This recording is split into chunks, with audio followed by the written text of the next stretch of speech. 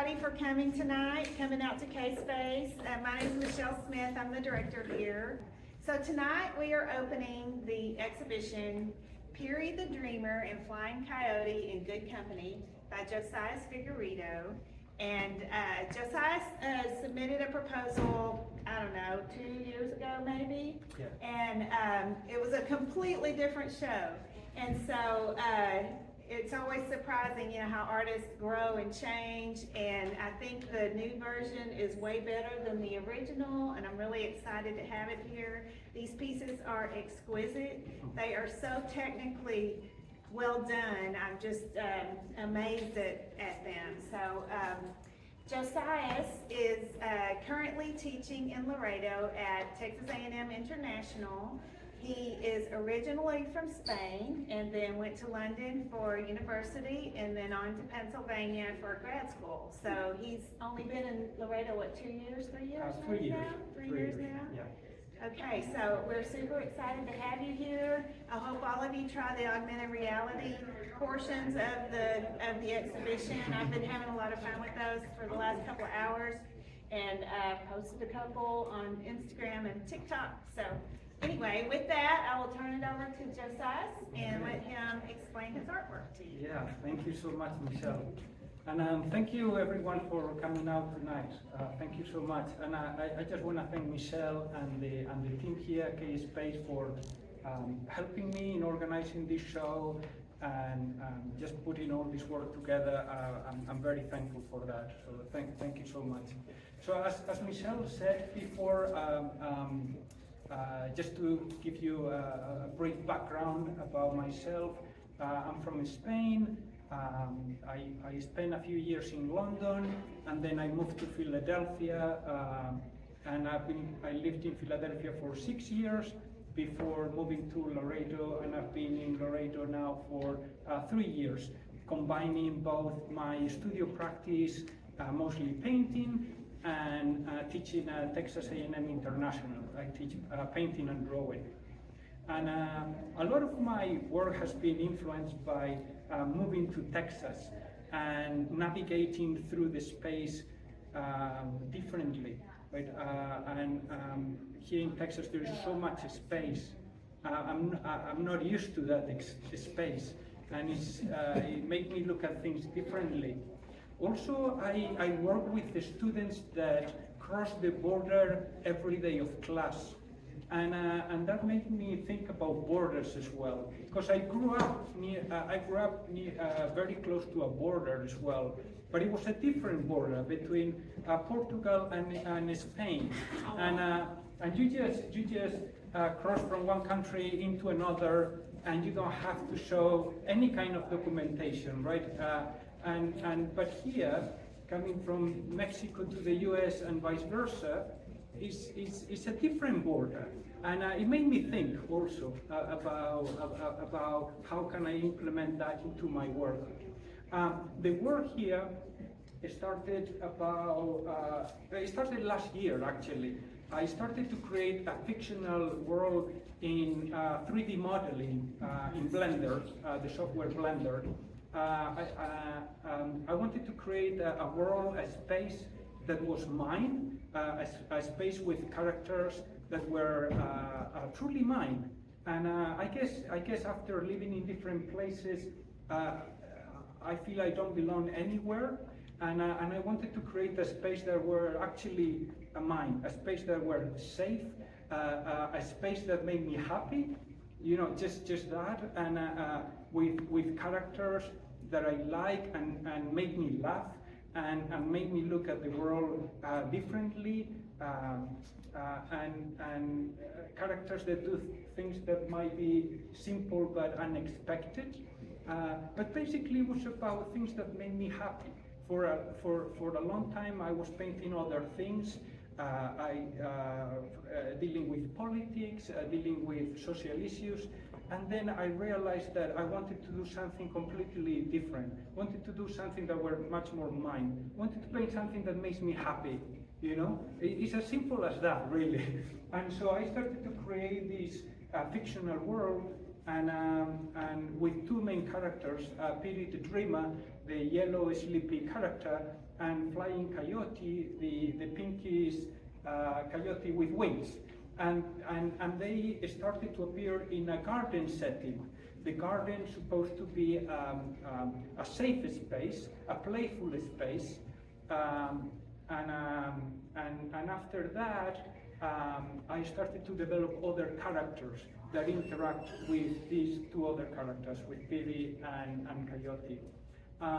They come from, the stories come from personal experiences and events. They come from thinking about immigration as well, but about the unexpected friends that you encounter along the way. The people that you meet that you thought you didn't have anything in common, but unexpectedly you become really close friends. And so it's about that, right? It's about that. Piri the Dreamer comes from thinking about dreamers, the illegal undocumented immigrants, and Coyote comes from the human trafficking figure that takes people from one country to another. But so there is in the story there is redemption, there is a change of life, there is a new way of looking at things. The coyote becomes a very friendly figure and very playful. So really, what we know about the story so far is that they are in the garden. We don't know where they come from. We don't know where they go to. They are just there in the garden, and that's how we encounter. The story is continually evolving. I haven't thought of a beginning for the story, and I haven't thought of an end. It's constantly evolving.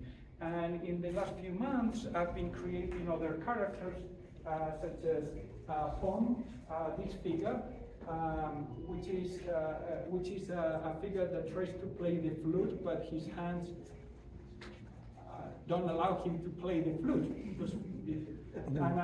And then we have Chuka, this figure that is always looking for flowers. It's so silly, but it makes me happy, you know, always looking for flowers. And then we have the Toli, which is the street artist, is the creative, always with a pencil, always drawing, always finding something to draw on. And then the garden doesn't have much furniture. The garden is very minimal, only some plants and trees, and maybe some architectural elements that function as surfaces for the characters to draw on. But this world is constantly evolving. So that there will be in the future, hopefully, new spaces, new characters, new narratives. And the way I set up the show was having images of the night in the first gallery, and then paintings of the day in this other area here. And then I also incorporate some QR codes that you can scan in order to see some of the figures animated in augmented reality with your phone and interact with the space. I really love working with Blender because I can animate the characters. I'm working on a few animations. I can 3D print the characters. I can use them in virtual reality. So it gives me a lot of flexibility. Although my love really is for painting. That's what I really love, painting. But I love the possibilities of the software. And so for the QR codes, they work well with iPhones. Unfortunately, they don't work very well with all Android devices. That's something that I'm still working and trying to figure out how to do that. but it's pretty simple. Just you might have to download Aerial from Adobe, but it's free. And it doesn't occupy much space on your phone, and maybe you can download it, look at the show, and then delete it if you want to. But that way you can experience the show. But you just place your phone on the QR code and follow instructions. Right? At some point, it's going to ask you to find a flat surface on the floor where you can tap and anchor your model, and then you'll be able to see the animation on your phone, okay? Interacting with the space. And if you have any problems with that, just let me know, and I'll help you. I'll help you with that. I'll be here. And so maybe I can tell you something briefly about the process as well. So once I have the 3D models, I project them on canvas, and I realize the painting using airbrush and spray guns. I use a lot of masking tape, right, in order to create these sharp edges. Sometimes I think I'm more a taper than a painter because it's a lot of taping. Like it's like tape is 50-50 or even more, like 60 or even 70 taping, 70% taping, and then 40%, 30% painting. So it's a lot of taping, but that's great. I get to listen to lectures while I tape, so you know it's a productive time. And yeah, I don't know what else I can. I was thinking about how to incorporate things from the paintings into the space, and that's why I created these houses, these homes that we also find in the paintings. And again, they function as surfaces for the characters to draw on, and somehow connect the physical space with the paintings. But I'm very interested in technology, very interested in both painting and analog processes and digital processes, and how combining both can create something that I find exciting for me. And I think I don't have anything else to say. I don't know if you guys have any questions. I think that would be it from me. If you guys have any questions, are these all airbrushed? Yes. With acrylics? Yes, with acrylics. Yes, I use golden paints, the high flow.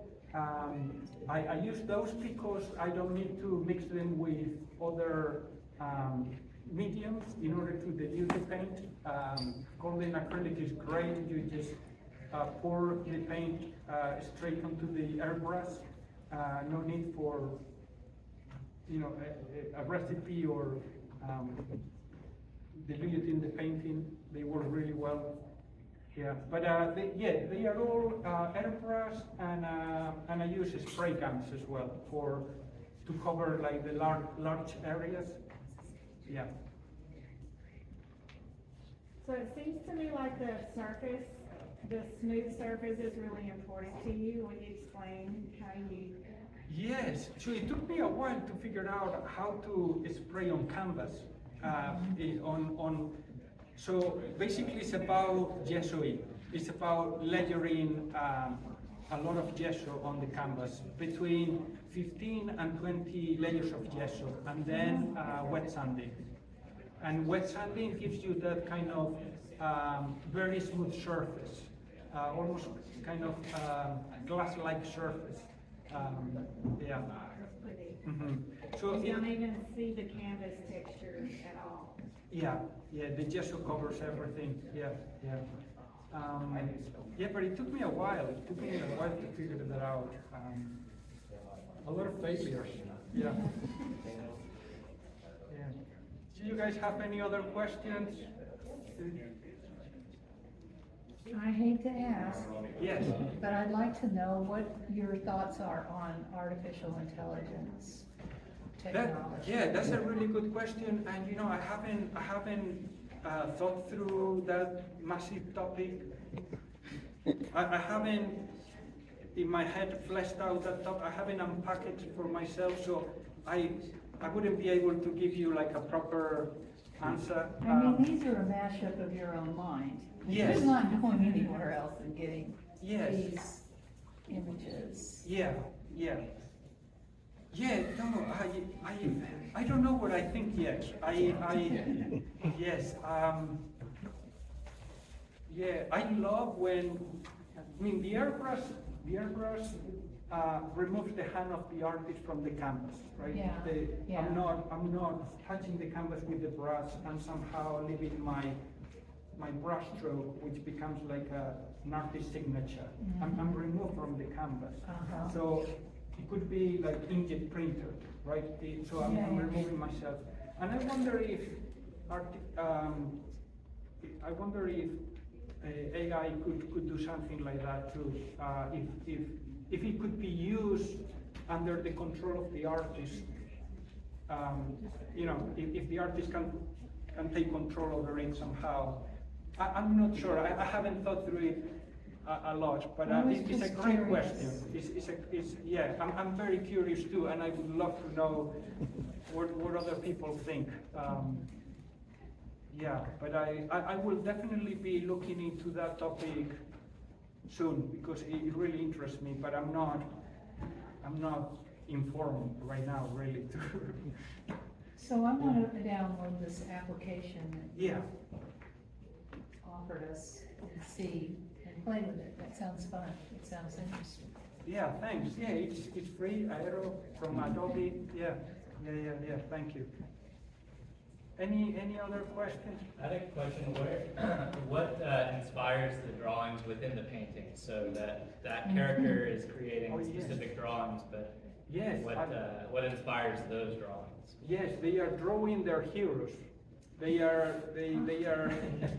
which are my heroes as well. You know, so that's good. I forgot to mention.